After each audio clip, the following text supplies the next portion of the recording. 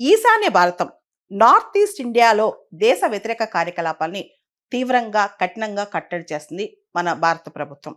రీసెంట్‌గా మన ministry of home affairs వాళ్ళు ఎన్ఎస్‌సిఎన్-కే ఏదైతే గ్రూప్ ఉందో దాన్ని ఇల్లీగల్ అసోసియేషన్ అని చెప్పి డిక్లేర్ చేస్తూ ఒక ఎక్స్‌టెన్షన్ ఆర్డర్ తీసుకొచ్చారనమాట. అంటే ఆల్రెడీ ఇది ఇల్లీగల్ అసోసియేషన్.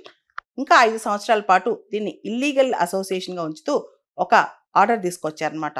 దానిలో national socialist council of Nagaland Kaplan version సంబంధించిన అన్ని గ్రూప్స్, అన్ని వింగ్స్, అన్ని ఫ్యాక్షన్స్ ఇల్లీగల్ అసోసియేషన్స్ అని చెప్పారనమాట.